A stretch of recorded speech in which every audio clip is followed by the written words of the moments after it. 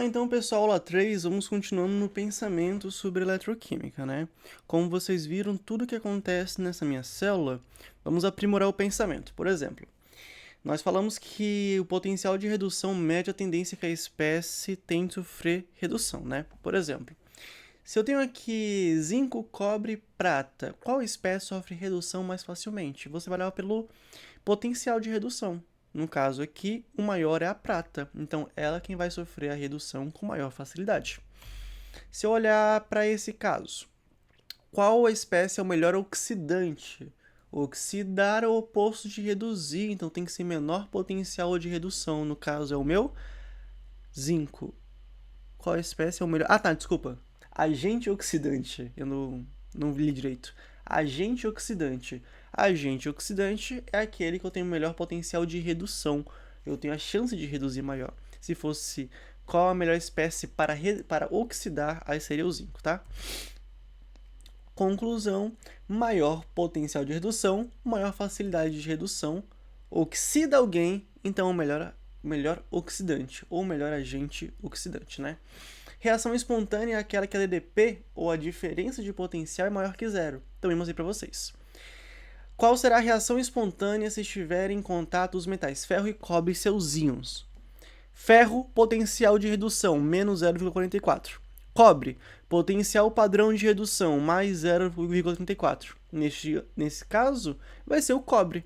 Então, o cobre ele vai reduzir e o ferro vai oxidar. Ou seja, o que vai acontecer? Se eu cortar elétron com elétron, a ideia é que o cobre vai passar de cobre mais 2 para cobre 0 e o ferro vai passar de ferro 0 para ferro mais 2, ok? Questãozinha da PUC. Um metal pode sofrer corrosão quando em soluções aquosas que contêm íons de outro metal. Isso aqui é fato. Se eu tenho íons de outro metal e esse metal, os seus íons, por exemplo, cobre, tiver um potencial alto de redução comparado ao metal mergulhado, ele vai oxidar o outro e se reduzir. Olha só. Exemplos de metais que sofrem corrosão em presença de uma solução contendo íons de níquel nas condições padrão são. Aí eu tenho ali magnésio, ferro, níquel, estrôncio, cobre e prata. Qual que é o potencial do níquel? Menos 0,25. O que a questão disse? Exemplos de metais que sofrem corrosão. Corrosão é diminuição de massa. Diminuição de massa é quando eu me oxido. Então, em contato com o níquel, quem que vai se oxidar? Nossa, tá de espirrar. Desculpa. Continuando. Então, o níquel ele tem um potencial menos 0,25. Quem vai se oxidar é porque o níquel vai reduzir. Se o níquel vai reduzir, é porque eu estou com alguém que tem alto potencial de oxidação. Ou seja, baixo potencial de redução. Meu Deus, vou tomar alguma coisa. Quem, comparado ao níquel, tem baixo potencial de redução? O magnésio e o ferro. Meu Deus, mil perdões. Nesse caso, resposta correta, magnésio e ferro. Ok? Falei. Pronto. Esse caso se compara bastante com a perspectiva de metal de sacrifício. Por quê? O ferro, ele se corrói com facilidade. Isso é fato. Facilmente, o ferro ele pode se corroer, entrando em contato com a água e com gás oxigênio. Ele forma a ferrugem, que nada mais é do que uma hematita hidratada. Mas, existem alguns processos de você proteger o ferro. Como é que você pode proteger o ferro? Você coloca simplesmente um metal de sacrifício ao redor dele, ok? Esse metal de sacrifício, o nome disso tudo, ele vai se sacrificar. Ele vai proteger se sacrificando. Então, se ele vai se sacrificar, é porque ele vai oxidar no lugar do ferro. Então, o que é o metal de sacrifício? É aquele metal que ele tem um potencial de redução menor que o do ferro. Muitas vezes é um zinco, um cálcio, mas o mais comum é zinco, tá bom? Zinco por conta da zincagem. Fechou? Mas se você pensar assim, pensa comigo uma ideia. Se oxidar é doar elétrons. Quais elementos químicos têm maior chance de doar elétrons? Os eletropositivos. Então, quanto mais eletropositivo é o meu elemento, menor é seu potencial de redução, porque maior é o seu potencial de oxidação. Olha aí. Metal sacrifício. Proteção de outro metal sofre oxidação, tem um potencial de redução menor que da espécie que irá proteger. Então, do sacrifício tem que ter um potencial de redução menor do que o do protegido. Ó, que metais poderiam ser utilizados para proteger o encanamento de cobre? Eu quero proteger o cobre. O cobre tem um potencial 0,34. Então ele está lá. Mas se eu quero proteger, ele tem que se manter reduzido. Então ele tem que ser o maior potencial. Quem que pode proteger ele? O zinco e o ferro neste meu exemplo. Tudo bem? O zinco e o ferro. Por que não a prata? Porque se eu colocar a prata em contato, a prata vai reduzir o cobre e vai oxidar. Então você não estaria protegendo o cobre. Fechou? Aqui no caso é o que acontece em embarcações, tá? Metal de sacrifício, principalmente para proteger a parte metálica. Muitas vezes eu tenho uma embarcação de alumínio e para proteger o alumínio eu coloco ali outro metal. Aí também a questão dos parafusos. E uma curiosidade que quase ninguém sabe é as latas de refrigerante. As latas de refrigerante, elas são de alumínio, né? As latas de alumínio. Refrigerante, cerveja, energético, enfim. Mas essa lata ela não é apenas alumínio. Ela tem um anel. E este anelzinho que fica na parte superior ele é de magnésio. O que eu quero dizer com isso? Quando entra em contato com gás oxigênio, que no caso o gás oxigênio ele vai tender a oxidar esses metais, ele vai preferir o magnésio do que o alumínio, sendo assim você protege o alumínio. Esse anel de magnésio é utilizado para proteger o alumínio tanto de uma oxidação como posso dizer, fora da área de reciclagem, quanto na área de reciclagem. Que quando você recicla o alumínio, o ponto principal é que você vai colocar ele no forno. Então, para proteger ele, tem um anel de magnésio.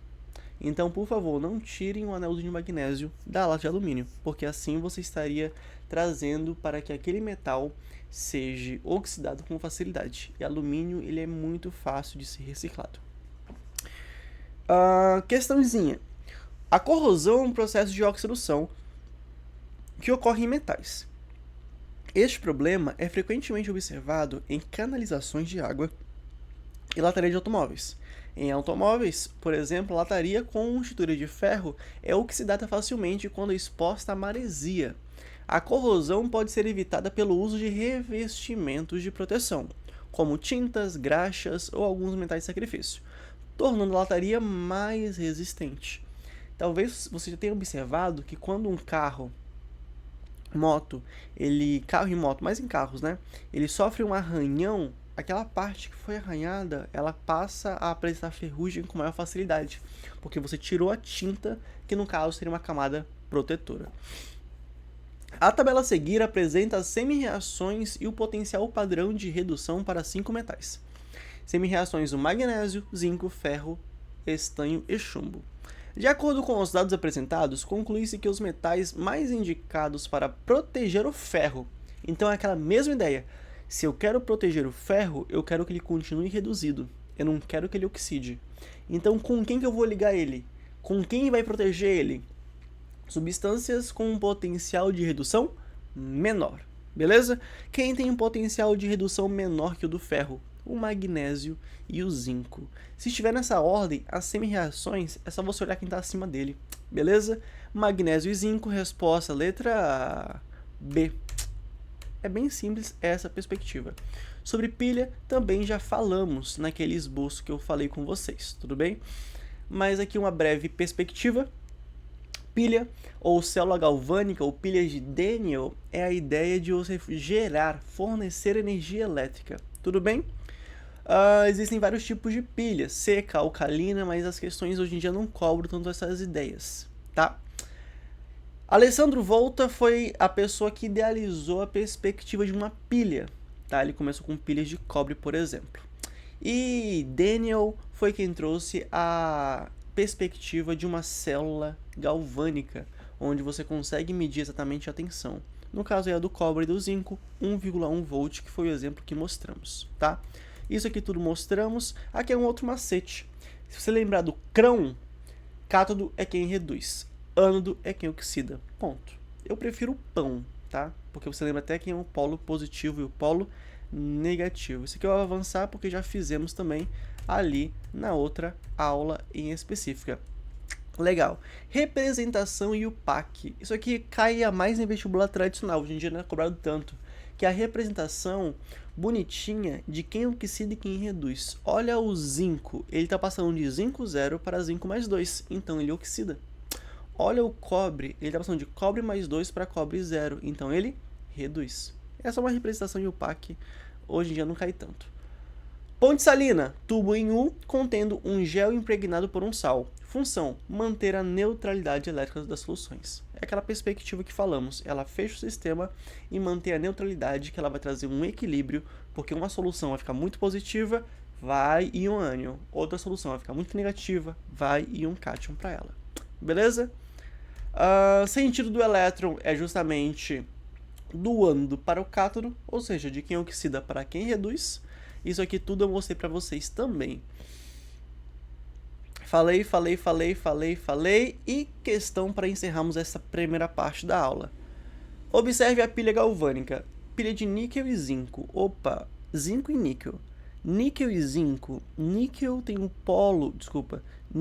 potencial de redução menos 0,25. Zinco, potencial menos 0,76. Então, quem reduz comparando os dois? O níquel. O níquel vai reduzir e o zinco vai oxidar, beleza? Agora, ao se fechar o circuito, haverá um fluxo de elétrons de níquel para o zinco. Se o níquel reduz, ele ganha elétrons, então a 1 estaria errada. 2. O eletrodo de níquel será o cátodo. Níquel reduz, então ele é o cátodo, perfeito, 2 ok. 3. Ao se fechar o circuito, o voltímetro deve acusar um valor aproximado de 0,5. Cátodo menos o ânodo ficaria menos 0,25 menos 0,66.